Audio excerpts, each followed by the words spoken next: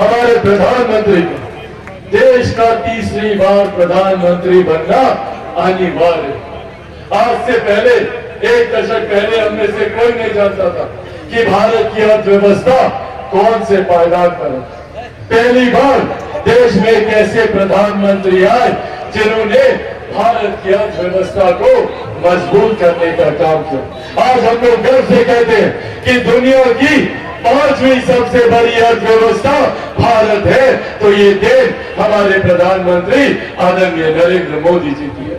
लोग कहते हैं कि अर्थव्यवस्था अर्थशास्त्रियों से जुड़ा हुआ विषय, पर जब एक देश की अर्थव्यवस्था मजबूत होती है तो उस देश के हर राज्य का राजस्व बढ़ता है, उस क्षेत्र का आर्थिक विकास होता है, हर गरीब व्यक्ति के हाथ में ज्यादा कमाई आती है, प्रति व्यक्ति आय में इजाफा होने लगता है। और इसी का परिणाम है कि पिछले 10 सालों में 25 करोड़ से ज्यादा लोग गरीबी रेखा से बाहर निकलकर मुख्य धारा के साथ जुड़ने का काम किया। हमारे प्रधानमंत्री जी ने लक्ष्य रखा है 2047 तक भारत को एक विकसित देश बनाने का। भारत को विकसित देश बनाने की दिशा में उठाए जा रहे ये तमाम मजबूत कदम है। आज से पहले किसी प्रधानमंत्री ने महिलाओं के सम्मान की चिंता नहीं की, किसी को इस बात की चिंता नहीं थी कि महिलाओं के लिए एक शौचालय बना दिया। बहुत छोटी पर उतनी ही बुनियादी एक जरूरत जो हर गांव में रह रहे परिवार के लिए जरूरी था। प्रधानमंत्री जी ने न सिर्फ शौचालय बनाने का काम किया बल्कि उज्ज्वला योजना देकर हर महिला के स्वास्थ्य की चिंता, जो चूल्हे चौके से, जो धुएं से जो शरीर पे नुकसान होता था, उन्होंने उज्ज्वला योजना देने का काम किया। आज हर गरीब परिवार को आयुष्मान योजना के तहत 5-5 लाख रुपए का आप लोगों को मुफ्त इलाज मिल रहा है। ये सोच हमारे प्रधानमंत्री की है कि कोई गरीब व्यक्ति आर्थिक अभाव में इलाज से वंचित न रह जाए। आयुष्मान योजना लाकर 5 लाख रुपए तक का मुफ्त इलाज देने का काम हमारे प्रधानमंत्री जी ने किया। जहां हमारे प्रधानमंत्री ने एक तरफ सरहद से हमारी सीमाओं को सुरक्षित रखा, तो अंतरिक्ष के माध्यम से कैसे हम लोग विकास की राह पर आगे बढ़े, इस बात की चिंता भी हमारे प्रधानमंत्री जी ने। हमारे प्रधानमंत्री ने तमाम विवादित मसलों को हल करने का काम किया। जहां एक तरफ इतने सालों से 500 साल से, जैसे आप लोग आज टेंट में विराजमान है, ऐसे ही प्रभु श्री राम टेंट में पिछले 500 साल से अयोध्या में भव्य राम मंदिर का निर्माण कर पहली बार हमारे प्रधानमंत्री जी ने रामलला को एक भव्य मंदिर में विराजमान करने का काम किया। महिलाओं की चिंता कर आधी आबादी को भारत की संसद में उचित प्रतिनिधित्व देने का काम किया। नारी शक्ति अधिनियम को लागू करा। ये वो कार्य हैं जो प्रधानमंत्री जी के द्वारा भारत को विकसित देश बनाने की दिशा में उठाए गए कदम। पर साथियों, वही दूसरी तरफ विपक्ष के भी लोग हैं जो नहीं चाहते कि कोई गरीब कल्याण की योजना भारत में रहे। आज जब हम लोग को गर्व होता है कि देश की ही नहीं दुनिया की सबसे बड़ी गरीब कल्याण की योजना भारत देश में चलाई जा रही है, इसका श्रेय मैं मेरे नेता, मेरे पिता आदरणीय रामविलास पासवान जी को भी दूंगा। आज उन्हीं की देन है कि देश में प्रधानमंत्री गरीब जन कल्याण अन्न योजना के तहत 81 करोड़ लोगों को मुफ्त में राशन दिया जा रहा है। ये सोच हमारे प्रधानमंत्री आदरणीय नरेंद्र मोदी जी। जहां एक तरफ गरीबों के कल्याण के लिए एक के बाद हमारी केंद्र सरकार, हमारी बिहार की सरकार योजनाएं ला रही है, प्रधानमंत्री आवास योजना हो, मुख्यमंत्री आवास योजना हो, तो वहीं दूसरी तरफ ये विपक्षी दलों का गठबंधन जो नहीं चाहते कि ऐसी योजना धरातल पर उतरे। ये वही लोग हैं जिन्होंने नौकरी के बदले जमीन लेने का काम किया। ये वही लोग हैं जो 55 साल तक केंद्र में सत्ता में रहे, कांग्रेस जैसी सरकारें, पर उन्होंने कभी गरीबों के भलाई की चिंता नहीं की। राजद जैसे दल, उनके सहयोगी जो बिहार में 15-15 साल तक यहाँ सत्ता में वो लोग रहे, पर उन्होंने कभी गरीबों की चिंता नहीं। और आज एक सुनियोजित तरीके से आप लोगों की जमीन, आप लोगों की जायदाद हड़पने का इंतजाम किया जाए। आप सब लोगों ने सुना होगा एक इनहेरिटेंस टैक्स ये लोग लेकर आ रहे हैं, विरासत पे टैक्स। कांग्रेस राजद की सत्ता लाने की सोच रखती है। क्या है ये विरासत पे टैक्स?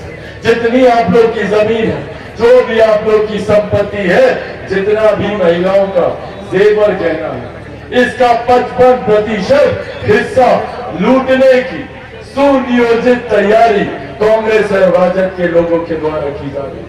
ये लोग चाहते हैं कि देश में विरासत पर टैक्स लाया जाए, ताकि अभी तक जो नौकरी के बदले जमीन लेते थे, अब उसको सुनियोजित तरीके से अपने सरकारी खजाने में ये लोग भरने का काम करें।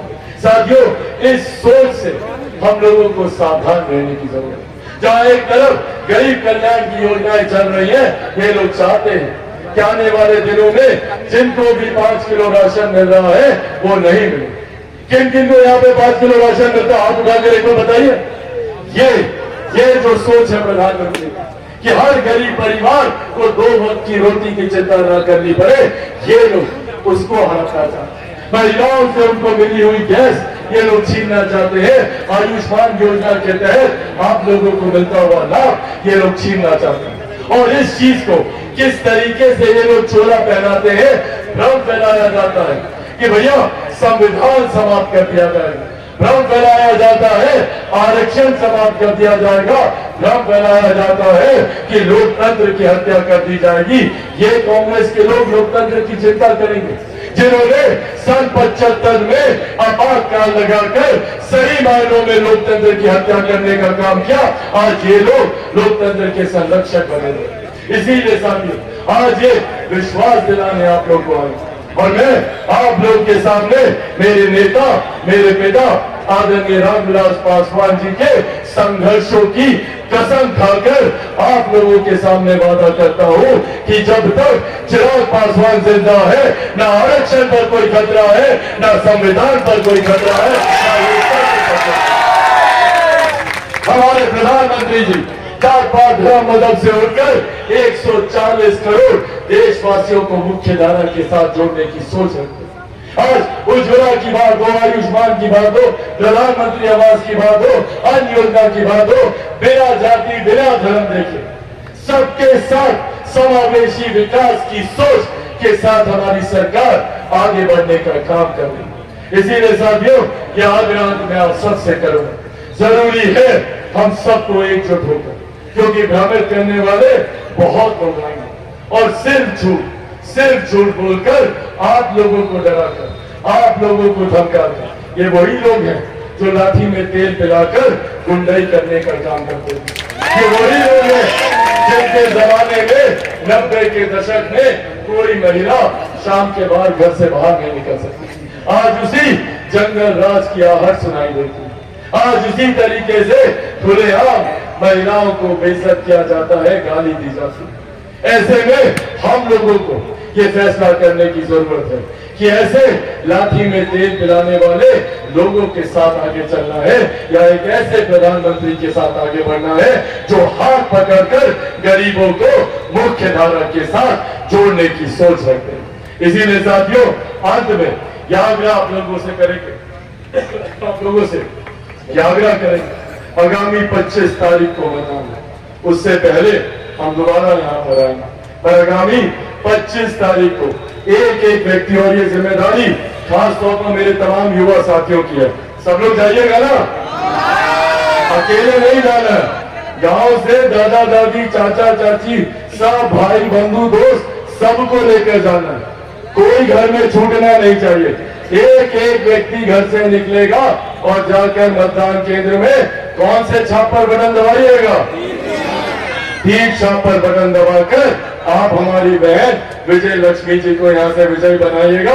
और जब विजय लक्ष्मी जी यहाँ से जीत कर जाएंगी तो सीधा प्रधानमंत्री, तीसरी बार प्रधानमंत्री पद की शपथ लेंगे।